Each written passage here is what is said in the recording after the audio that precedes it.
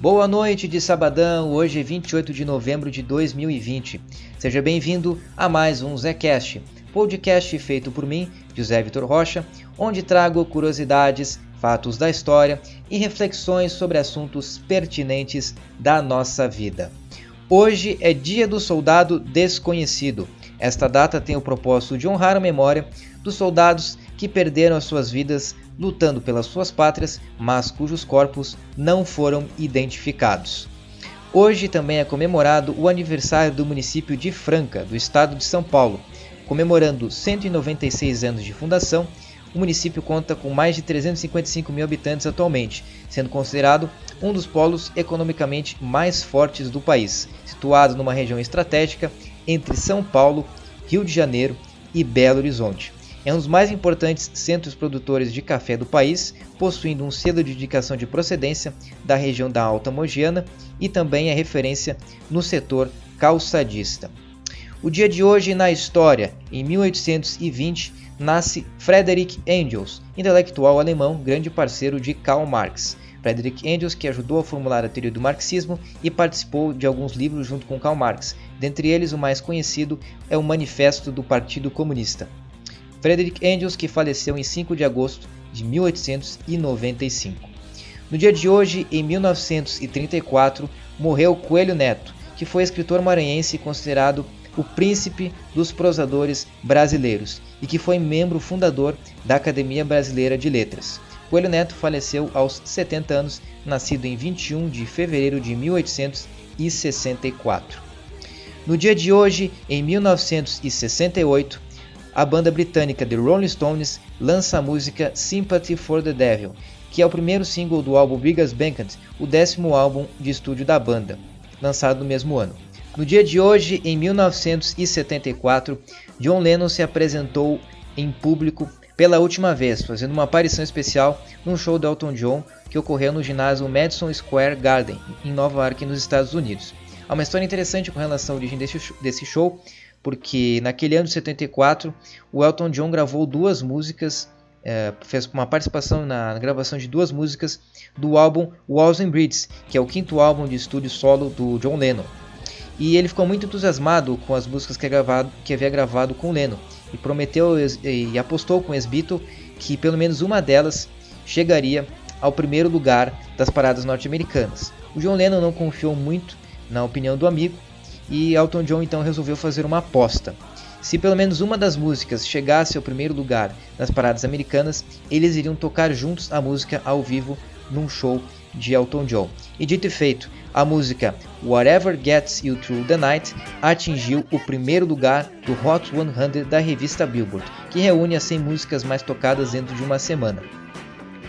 E nesse show também eles tocaram a música Lucy and the Sky with Diamonds, que é do álbum Sgt. Pepper's, o 8º álbum de estúdio dos Beatles, lançado em 1967, e I Saw Her Standing There, que abre o primeiro álbum dos Beatles, lançado em 1963.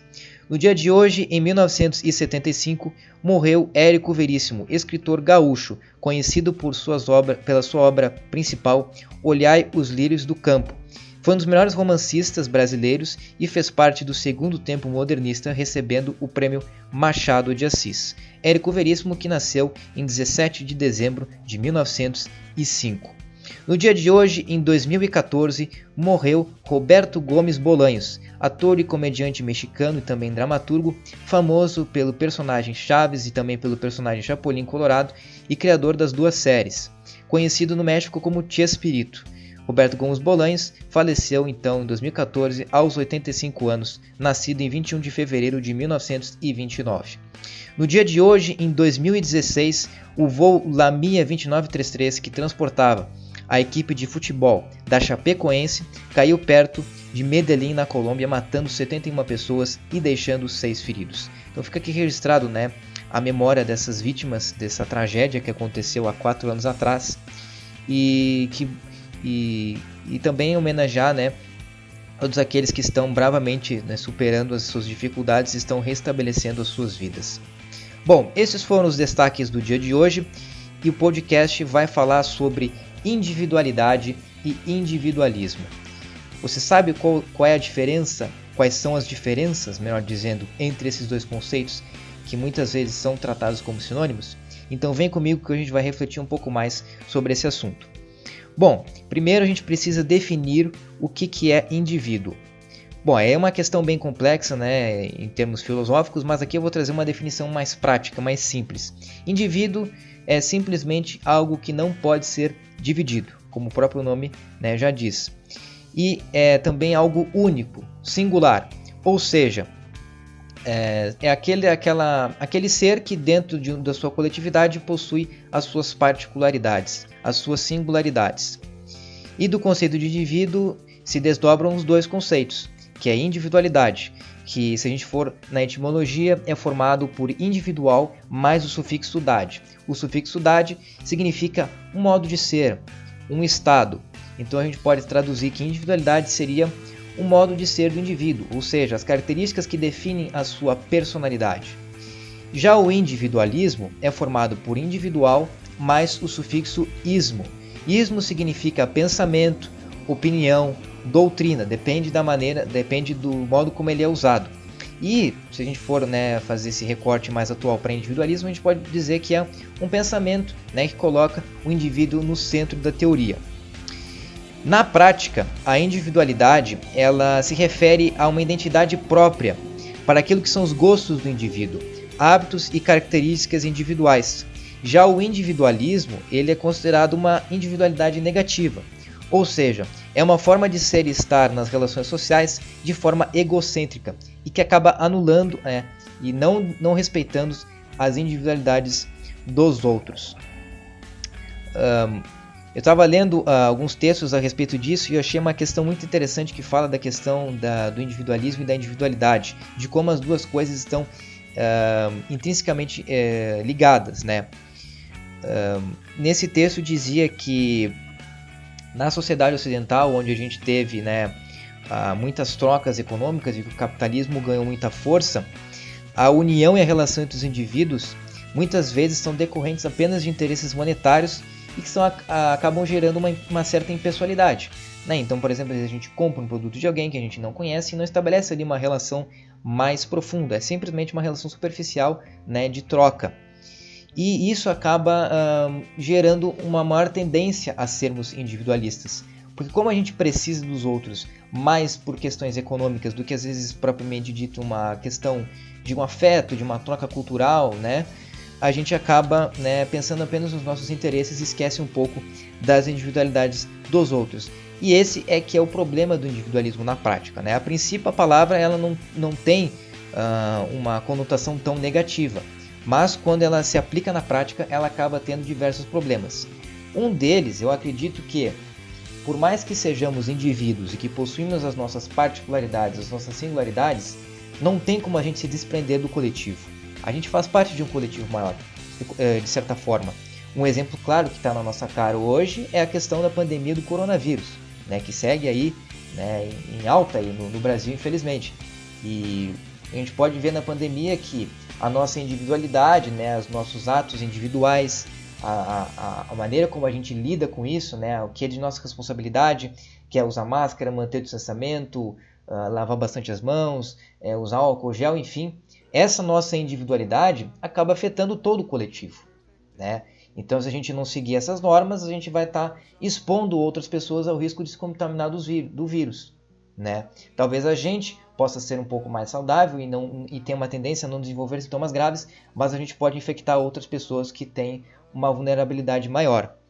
E aí é que entra o individualismo, que é justamente pensar nisso. Não, os outros não, que se dane os outros. Eu vou seguir tocando a minha vida do mesmo jeito e que se dane os outros que se virem. Isso é um pensamento muito perigoso, porque tu pode estar, de repente, te excluindo de uma responsabilidade que é tua, né, como um ser social, como um cidadão, e vai acabar prejudicando outras pessoas, né, podendo infectar pessoas e fazê-las ficarem em UTIs ou virem a falecer. Então a gente tem que tomar muito cuidado com a nossa individualidade. É importante a gente ter a nossa individualidade, a gente se enxergar como indivíduos, né? Ter as nossas características que definem a nossa personalidade, mas a gente também tem que respeitar as outras individualidades. respeitar o outro e entender o nosso papel e a nossa responsabilidade enquanto ser social e buscar ser sempre o mais ético possível e o mais empático possível. E o outro problema também que a gente pode citar aqui da individualidade e do individualismo são nos relacionamentos, seja eles relacionamentos amorosos, seja relacionamentos profissionais, e relacionamentos de amizade, enfim, né? A pessoa que não respeita a individualidade dos outros vai acabar tendo uma série de problemas, né? Vai acabar gerando discussões, separações e vai ocasionar uma série de questões negativas para si e também para o outro, né? Então é importante, né, que a gente fuja dessa tendência de sermos individualistas, né? Se é tão difícil e tão utópico a gente mudar a realidade macro, né, dessa sociedade que tende a ter um pensamento individualista, que a gente possa fazer uma autocrítica e olharmos para nós mesmos e tentar ser menos individualista possível, né? Respeitando a individualidade dos outros, entendendo o nosso papel dentro da sociedade e contribuindo, né, para construirmos um mundo melhor. Se cada um, né, fizer a sua parte e respeitar os outros, a gente vai ter, né, um caminho mais longo. Afinal de contas, né, especialmente tratando do Brasil, nós temos um problema sério de educação, né, não só educação com relação ao ensino, mas educação moral também, né, que a gente nunca teve assim, né, um grande incentivo disso nas escolas. Então a gente tem que começar com as pequenas ações, né? Eu sempre falo, eu penso da seguinte maneira, né, quando a gente trata de problemas assim que são estruturais e que são muito grandes, né, e muito complexos de serem resolvidos. Existem prazos, né, e existe que a gente pode resolver, né, para que no futuro a gente chegue num resultado melhor. Então, o que a gente pode fazer a curto prazo, a médio prazo e a longo prazo? E aqui eu não quero dar nenhuma resposta pronta. Eu quero que tu reflita aí, enfim, né, se for do teu interesse, né, o que a gente pode fazer para sermos menos individualistas no curto prazo, no médio prazo e no longo prazo, né? São aí questões que eu te deixo aí para refletir. Eu acredito que a curto prazo a gente deve começar com essas ações simples, né? Como respeitando os outros, né? Entendendo a nossa responsabilidade e sermos muito éticos, né? E empáticos para com as outras pessoas. A médio prazo a gente pode pensar em reivindicar projetos, né, mais amplos, mas isso já vai entrar em questões mais complexas, né? Então acho que é importante a gente fixar nesse curto prazo, né? O que a gente pode fazer agora. E claro que essa questão da individualidade e do individualismo é uma questão que tem infinitos debates, infinitas discussões, infinitas reflexões.